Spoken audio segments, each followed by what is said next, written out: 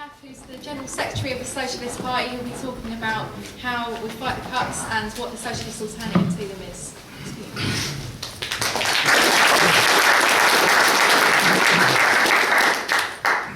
Well, Comrade Chairperson, brothers and sisters, I think that everybody, and I think in this room we have a section, but of everybody who participated on that magnificent demonstration on Saturday, who looked at the TV because they couldn't get there, will agree that this was not only a marvellous demonstration which revealed the visceral, bitter anger of the working class people of Britain, but also was a demonstration after far too long of the colossal potential power of the organised working class in Britain.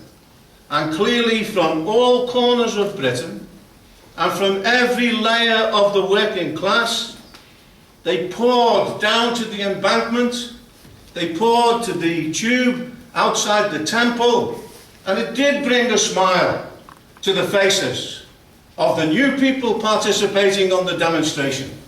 But even the grizzled veterans who are gathered in this room this evening, who've been on many demonstrations and tried to get a turnout of this character, were delighted by what took place on Saturday itself. To see not only in the main thoroughfare, but in the side streets like the arteries of blood pouring into the main body of the demonstration. To see the workers coming over Hungerford Bridge who could not get into the demonstration, coming from Waterloo, from the feeder demonstrations and so on, was a delight to behold. And there were experienced sections of the working class, but there were people on that demonstration who've never been to an event of this character before. Some of whom, by the way, not so long ago, were seduced into voting for Cameron and Clegg in the last general election. Here's a quote from a woman who was interviewed by the Daily Mirror from Berkshire, who actually admitted to voting Conservative at the general election. And boy, do I regret it now, was her attitude at that stage. It's with great delight that we had the speech of Joe here today, and to read in The Guardian this morning that 500 members of the Prison Officers Association marched in that demonstration. What a marvellous example of the attractive power of the working class and the job that this union has done in a very difficult terrain for trade unionists. It wasn't so long ago, in this big hall where we had socialism, we had a few ultra-left groups who were saying, why are you having members of the Prison Officers Association on your platform? And we said, these now are workers. They're organised in a trade union. They are prepared to defy the law. If only the leaders of the trade union movement would do that in Britain, we wouldn't have the position of the cuts that are at the present time. And as Joe pointed out, they're going to privatise the prisons, and it's not just the prisons.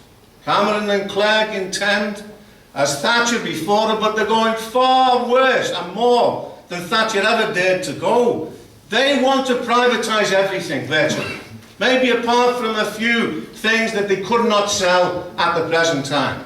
And the reason why they're doing that, as I'll explain, is because capitalism is in crisis. And this government, if these comrades and brothers take action, could use troops, perhaps fresh from Afghanistan, who they themselves face redundancy, by the way, or the police who could be used, who marched, if you like, guarding the demonstration, apart from in Oxford Street on Saturday, and they themselves face a 28% cut in manpower if these cuts actually go through. So they could go from the TUC demonstration in Kettling to on the picket line if they come into dispute with this government. That is the situation that we face in Britain at the present time.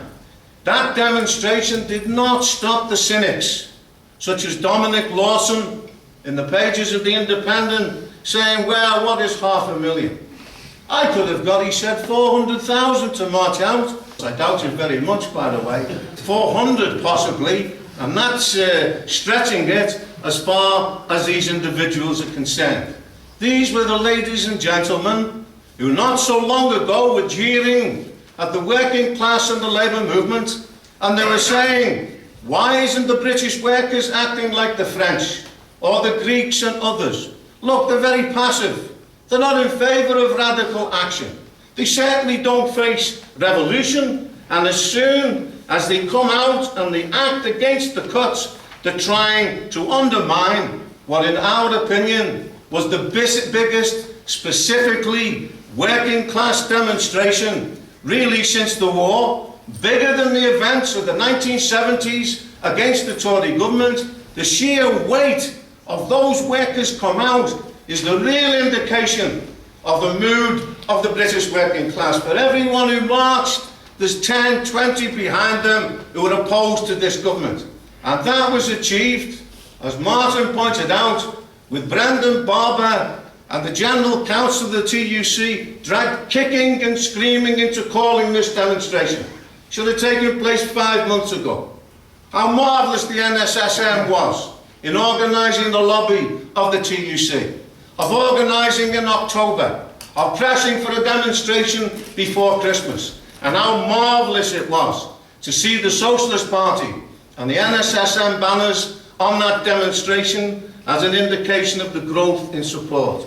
And then we had Cable, and he gave us a very good lesson when he spoke in the aftermath of the demonstration, saying, backed up by that buffoon Johnson, this great Democrat, who on tonight's question time refused to appear with Bob Crow, so he's got Mark Savoca on the programme, I believe, but this great Democrat, who by the way has got a record himself, hasn't he? He's vilified those young people in Fortnum and Masons, and I'll say something about that a little bit later on.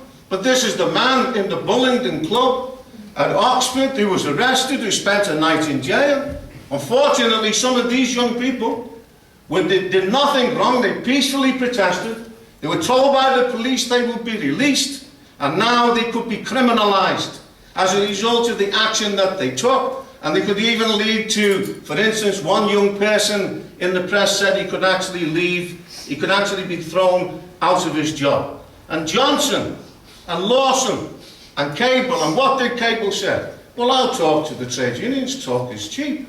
But demonstrations don't change the course of history. Well, I've got a little lesson for him. We're meeting here today. It's March the 31st, if I'm not mistaken. It's the 21st anniversary of another massive demonstration here in this city, the anti-poll tax so-called riots that we organised. That's the Anti-Poll Tax Federation, with the backbone of the militant.